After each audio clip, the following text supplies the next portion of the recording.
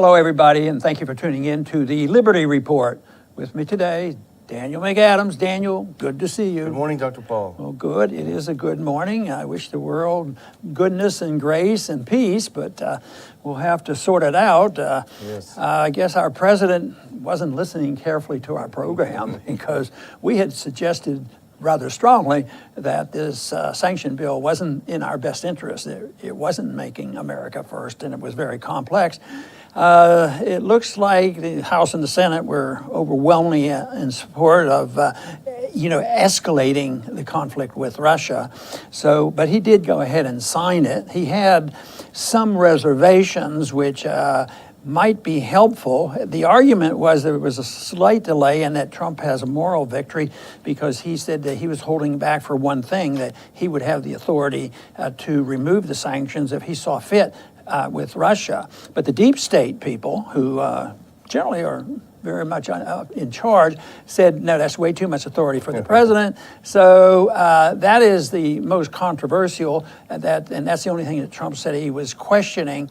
But then again, the whole principle of sanctions was fully endorsed by the people in Washington. But I don't think when the American people know about it, they'll say, hey, this is great. We love going in this direction because it's going to make a more peaceful world, because it won't. Yeah, that's indeed. And he did question the constitutionality in a signing statement. He said he has some reservations. It erodes presidential authority. He said he'll carry out the law, however, but he'll do it consistent with his constitutional authority. And there's probably some wiggle room in interpretation. But, the bill itself, it cites Russia for a three-backed coup on Ukraine, Russian aggression in Syria. Well, Russia came into Syria at the request of the legitimate government of Syria. How is that aggression? And of course, interference in U.S. elections, which is unproven. The only other thing about signing the bill is that, okay, he signed the bill, but yesterday Pence was in Georgia, I think, and he said the president and Congress are on the same page when it comes to Russia, talking about the bill. This is a bad bill. This is tying our hands. It's not good. The president's unhappy. So his own cabinet is in disarray, I think. Yeah, and we haven't been too happy with some of those appointments, but there are days now that I'm sort of glad that Tillerson's there doing a little bit of challenging of this. So this is the whole thing. But there was an interesting article yesterday by Federico Perricini, and he talked a lot about the deep state and how all this stuff comes together.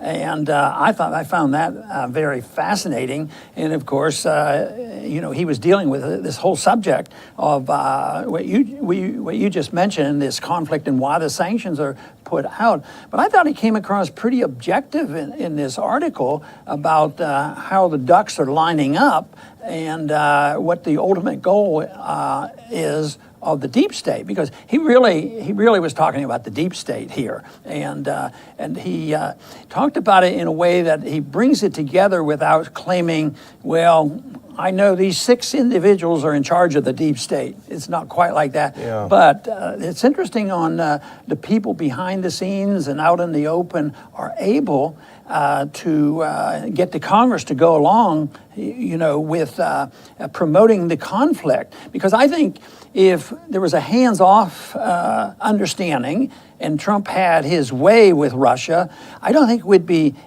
talking about the building up of this conflict. I mean, like accusing Russia, oh, they're planning to invade the Baltics, this sort of thing. So it's just aggravated, and somebody wants it to be aggravated. Somebody wants chaos, and somebody wants us to be fighting with Russia, and there are several groups that would like to see that. Yeah, and the piece, we noticed it on Zero Hedge, and if someone out there wants to read it, Sabotaging Russia-U.S. Relations for Good is the title, and it really is worth a read. It struck both of our attention this morning, and I think the reason why is because he very succinctly, I think, put things together in a way, as you say, that seems pretty objective. He said 2 things.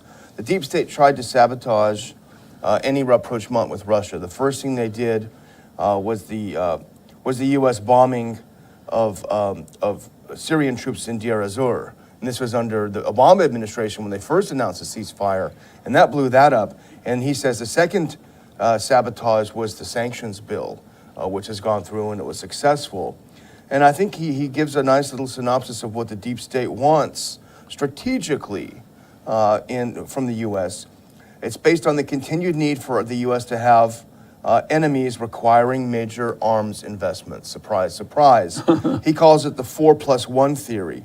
We have to maintain as enemies Russia, China, Iran, North Korea, and the +1 is terrorism. And that would give the excuse to have the U.S. military empire essentially over most of the globe. And I think that really explains a lot of what's happening, don't you? Yeah, and I think that the indication is that the neocons got very frightened to think that we were getting way too friendly with the country and that we could get along, because they need chaos and they need the incentive to be involved, maintain the empire, also these alliances. But it's interesting that two of the countries that are most involved in directing our foreign policy, and they are so different in many ways, but they are very much in tune with promoting this policy of fighting with Russia. And that, of course, is Saudi Arabia, which can't stand, the Iranians. And then we have Israel that doesn't want to see this because they see that a threat to their security. But they are very much together. And yet, if you listed what the Saudis believe in and what the Israelis believe in, philosophically and theologically and so many other things, and the principles of democracy, it's so different. But on this is very, very important, and they want this to happen because they correctly see it, that the success of Assad and the Russians right now has some significance to it. That doesn't mean it's right or wrong, but it's just significant for the neocons because it goes against their plans. And I keep thinking, that so far, most of this thing going on in 15, 18 years has helped the Iranians, and they're supposed to be our big enemies. So it's helping the Iranians, and now, of course, we've known for a long time, even at the beginning of the invasion of Afghanistan, we talked, and they talked about, oil pipelines, how we get gas line into Europe, and I think it's something that looks like the Shia Crescent is a real possibility, and it's building. And then when I look at the map and I look at the long-term strategy of China, that if China ever gets even closer to this group, you're talking about a large segment of the world population, especially if they get this modern-day Silk Road in, and I understand they spend a lot of money on it already, and that sort of connects these countries. And as we get weaker, it's going to be more available to them. But I think this article pointed out that one of the strategies, they're internationalists in the sense that they're opposite of Trump. It's not America first. It's internationalism, and maybe America has just overstepped their bounds, and we have to tone it down and take some of this power and authority away from America because maybe they don't think we're doing the right thing, and now they're strongly in support of chaos, and they feel almost obsessed with making sure that we fight with Russia, and they're winning. And not only are there outside forces doing this, but they're inside too. When you say we have no idea which side the CIA is on and whether they orchestrate foreign policy or what. But we also know that domestically they're very much in control of how the Congress works, and the strategy right now looks. In the big picture, it looks like the neocons aren't doing badly. Yeah, and then one thing they are good at, they're not good at creating democracy overseas, but they're very good at creating chaos overseas. So that's one thing they're doing well. That serves their interest. That serves their interest. But I think this part about Israel and Saudi Arabia was very interesting because he talks about, of course, this is objectively two of the strongest foreign lobbies in Washington, D.C., the Saudi and the Israeli lobby. Absolutely true. The deep state, he says, is sympathetic to the two lobbies, which I think is pretty accurate. But he also points out that the way Syria is going right now is the worst imaginable for the Saudis and the Israelis, who have invested so heavily in overthrowing Assad. Because if this U.S. pull out of support for the CIA's, supporting the jihadists there, if that really is a fact, and it looks like a Syrian government victory over ISIS and over the opposition, you're going to have a Syria led by Assad, allied with Hezbollah, Russia, Iran, Lebanon, and Iraq. So it really is the opposite turnout of what Iran and of what Israel and Saudi Arabia wants. So what's the next move? You know, this makes me think about what could have been. What if there were solutions that were more local and working for peace? Well, if the Saudis can get along with Israel, you know, why couldn't the Saudis get along with Assad? But the reason is, I think, it's Saudis against the Persians. That is long-term, and it's control of oil, it's financial, it's probably banking, military-industrial complex, and all of this.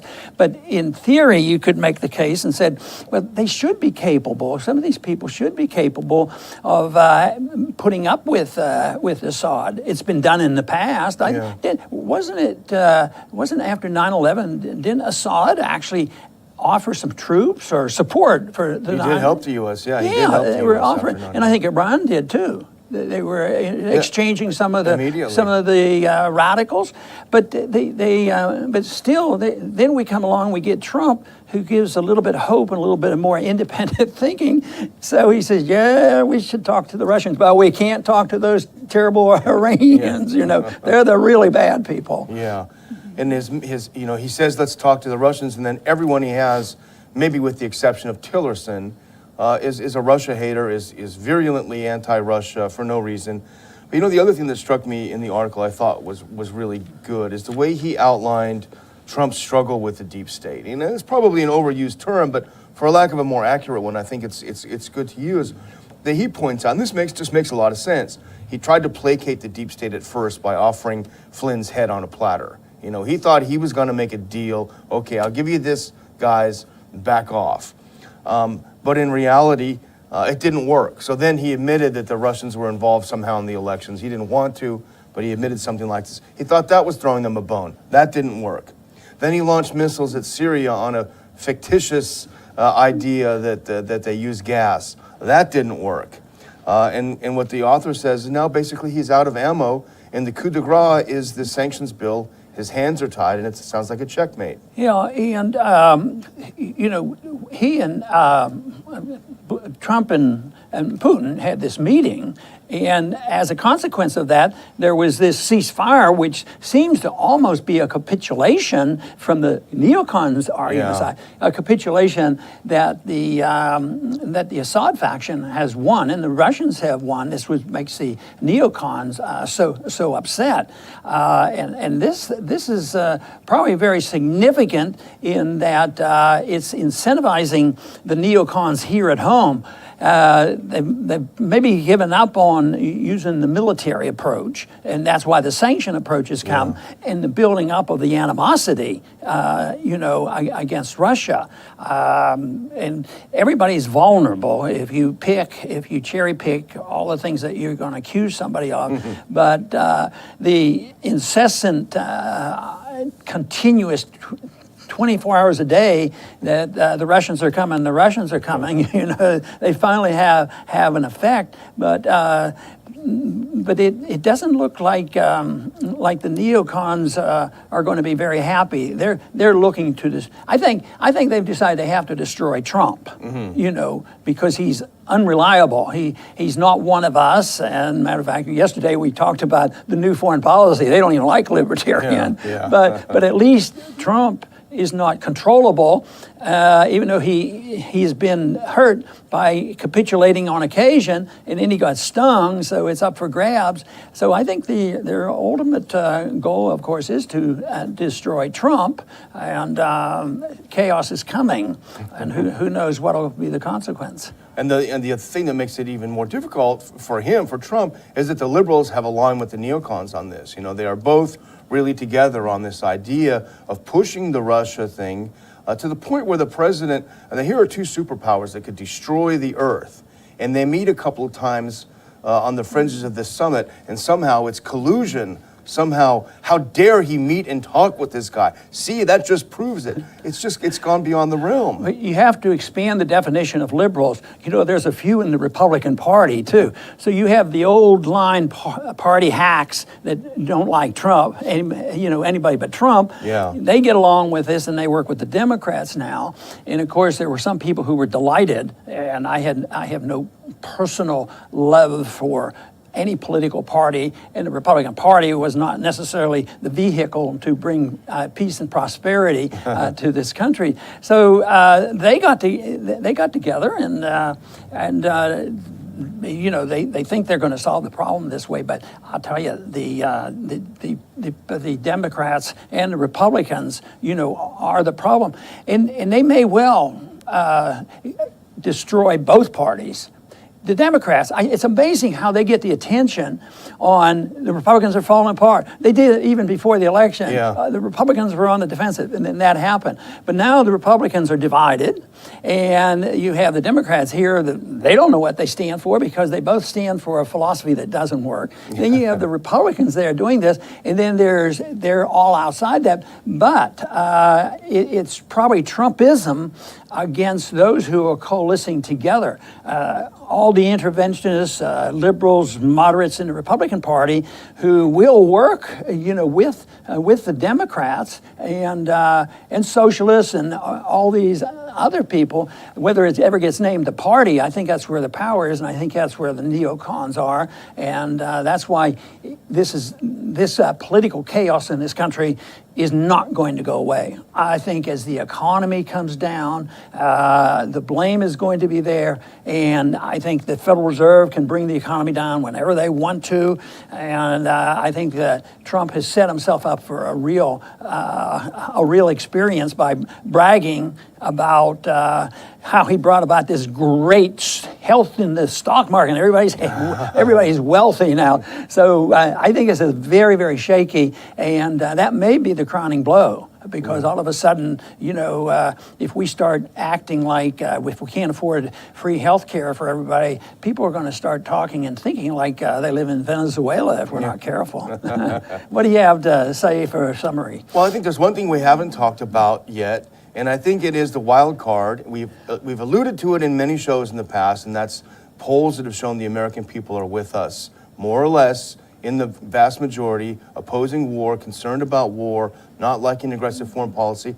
I think the American people are the wild card in this. The question is, what will they do? What can they do? How can they keep themselves from being propagandized? It's a big question. Right. And I found this article and what we're talking about fascinating because it's talking about the deep state. There was a time when you mentioned deep state and you were written off. You're some type of conspiracy nut. But everybody uses the term now.